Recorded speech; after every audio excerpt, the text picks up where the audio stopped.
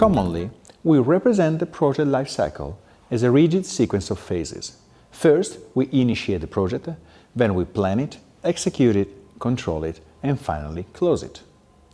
However, this representation is limited and possibly misleading. In reality, many of the life cycle stages tend to overlap.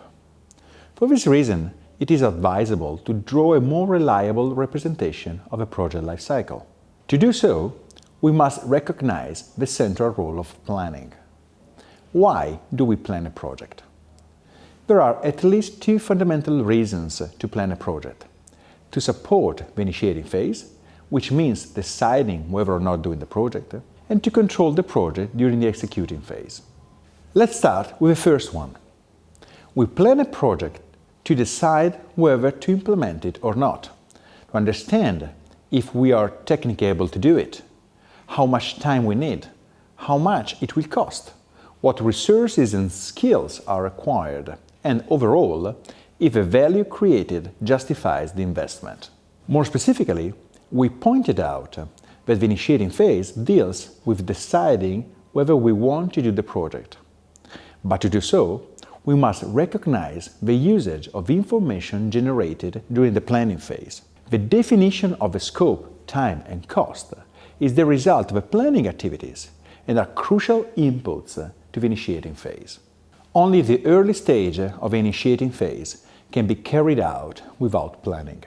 These are the cases where it is easy to decide that the project will not be developed. Some projects can be discarded without even analyzing them, if, for example, they are in contrast with the strategic plans of the company. However, in the case a project overcomes this first obstacle and is considered strategically attractive, it becomes essential to activate the planning phase before actually starting it. Investigating the relationship between the initiating and planning phases, we find out that the absolute best practice would be not to complete the initiating phase until the planning phase is completed as well. This practice would reduce as much as possible the risk of neglecting crucial pieces of information when deciding if to do the project or not. This type of approach is very demanding, but not impossible. We can consider the case of a company that produces gas and steam turbines for power stations.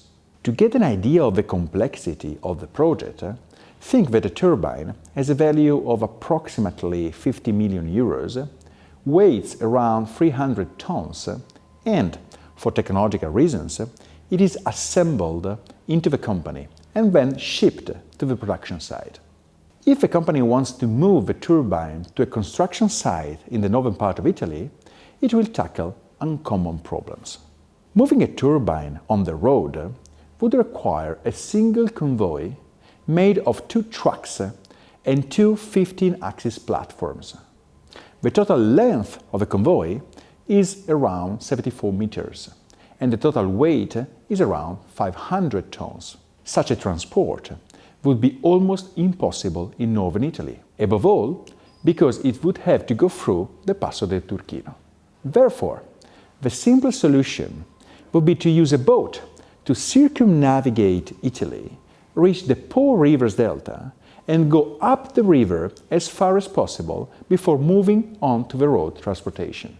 Finally, considering that it is common to have penalties of millions per week of delay in this industry, it is easy to understand why a company like this does not leave anything to chance before making an offer. They plan the project even considering the probability of seasonal droughts in the river, which means they perform the planning phase entirely before closing the initiating one and submitting the proposal.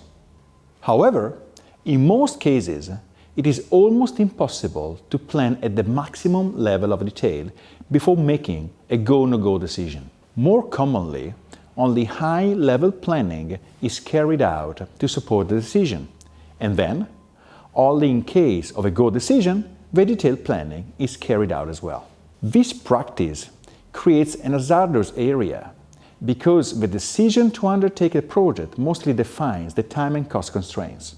Later on, The not planned area could reveal hidden surprises that will make the project inefficient or ineffective. To summarize, we will say that even if it is not possible to complete the planning before deciding whether to carry on a project, trying to anticipate as much as possible the planning activities to reduce the risk area is still considered a good practice. This becomes particularly important in the case of internal projects, where there is no contract and where it is crucial from the initial stages to give the internal customer an idea as precise as possible of the total time and cost required to complete the project. The second reason why we plan a project is to be able to control it. If we do not define what should happen, when it should happen, and what resources we think will be consumed, we can never actually say if we are ahead or behind schedule and if we are under or over budget. Therefore, as soon as the executing phase starts, we begin to check if we are following the plan that we defined at the beginning. In the case we are not, we will re-plan the project by modifying the time, cost, and even the scope if necessary. This is, in brief, the work of a project manager during the project. Trigger the controlling phase in parallel with the executing one, and then use the data to review the planning phase in an iterative way. Therefore, the classical representation of a project life cycle, in which the phases are in a rigid sequence, should be updated with a more appropriate one to clarify the planning phase centrality. On the one hand, this phase supports the initiating one, and on the other hand, it activates a recursive cycle: planning, executing, controlling.